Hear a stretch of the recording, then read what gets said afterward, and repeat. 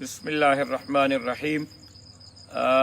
اس وقت اچانک مجھے سوشل میڈیا پر آنا پڑ رہا ہے کوئی بہت ہی اہم اور حساس معاملہ ہے جس پر میں نے ضروری سمجھا کہ میں سوشل میڈیا پر آ کر فوری طور پر اپنی جماعت کا رد عمل پیش کروں۔ جیسا کہ آپ حضرات کے علم میں ہے کہ جمعیت علماء اسلام اس وقت ملک کے اندر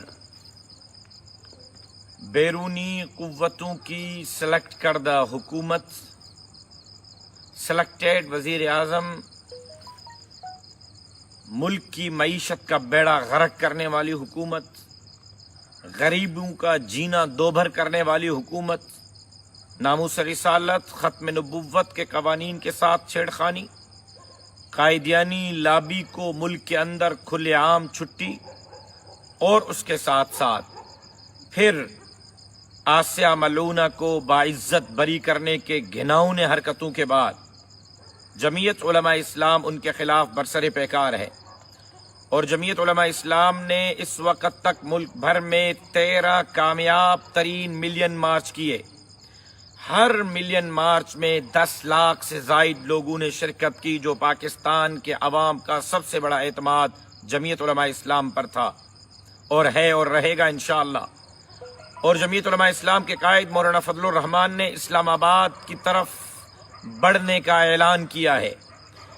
میں صرف یہ پوچھنا چاہتا ہوں کہ کیا یہ اسٹیبلشمنٹ کی، کیا یہ سیکیورٹی اداروں کی اور حکومت کی اتنی ذمہ داری ہے کہ وہ سیکیورٹی تھریڈ الرٹ کریں اور اس کے بعد خاموش بیٹھ جائیں، یا قومی قیادت کو سیکیورٹی فراہم کرنا حکومت وقت کی ذمہ داری ہے؟ ڈیرہ اسماعیل خان میں مولانا فضل الرحمان کے گھر سے سیکیورٹی واپس کی گئی، اس کے بعد اسلام آباد میں مولانا صاحب کے گھر کے باہر سیکیورٹی کمرے کو توڑا گیا، اور آج قائد جمعیت مولانا فضل الرحمان کی مکمل سیکیورٹی کو کلوز کر دیا گیا ہے۔ مولانا فضل الرحمان کے تمام سیکیورٹی پولیس والے گنمینوں کو واپس آنے کا حکم دیا گیا ہے۔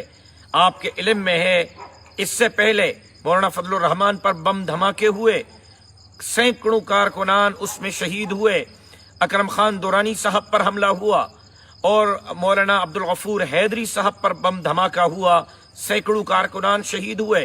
اور اس سے پہلے جمعیت علماء اسلام کے ڈپٹی سیکٹری بلوچستان کے مولانا شمس الدین شہید کو شہید کیا گیا، ایم این اے مولانا معراج الدین کو شہید کیا گیا، ایم این اے مولانا حسن جان کو شہید کیا گیا، سینیٹر ڈاکٹر خالد محمود سمرو کو شہید کیا گیا، ایم این اے مولانا نور محمد صاحب کو شہید کیا گیا، ایم این اے مولانا محسن صاحب کو شہید کیا گیا۔ یہ ایک داستان ہے جو اب تک ہماری جماعت کے اوپر حملے ہوتے رہے۔ میں سمجھتا ہوں کہ حکمران بوکھلاہٹ کا شکار ہو چکے ہیں، اور حکمران اوچھ کے ہتھ کنڈوں پر اتر آئے ہیں، اور وہ مولانا فضل الرحمان سے سیکیورٹی واپس لے کر کوئی گھناؤنا کام کرنا چاہتے ہیں۔ میں واضح طور پر کہنا چاہتا ہوں کہ قائد جمعیت کا ایک بھی بال بیگا ہوا تو پوری دنیا جمعیت علماء اسلام کے رد عمل کو دیکھے گی۔ پھر ایسا رد عمل ہوگا کہ پھر شاید حکومت وقت اس رد عمل کے سامنے پھر کھڑی نہ رہ سکے۔ میں سیکیورٹی اداروں سے درخواست کرتا ہوں، حکومت وقت سے درخواست کرتا ہوں کہ اس طرح کی مذاقیں ہمارے اور ہماری قیادت کے ساتھ نہ کریں۔ مولانا صاحب کو سیکیورٹی دیں، ہم کر سکتے ہیں اپنی قیادت کی سیکیورٹی، ہمارے کارکن کر سکتے ہیں، لیکن اصل ذمہ داری حکومت وقت کی ہے کہ وہ قومی قیادت کو سیکیورٹی فراہم کرے۔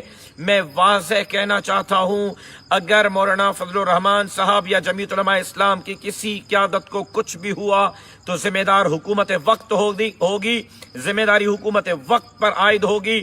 اور میں ہمارے پارلیمانی لیڈر مولانا اسد محمود صاحب کو ابھی تک سیکیورٹی نہیں دی گئی، میری کراچی میں سیکیورٹی واپس لے لی گئی، آئی جی سندھ کو میں نے خط لکھا، میں نے سی سی پی او کراچی کو خط لکھا، باوجود خطوط کے ٹس سے مس کوئی ہونے کے لیے تیار نہیں، سیکیورٹی دینے کے لیے تیار نہیں ہے۔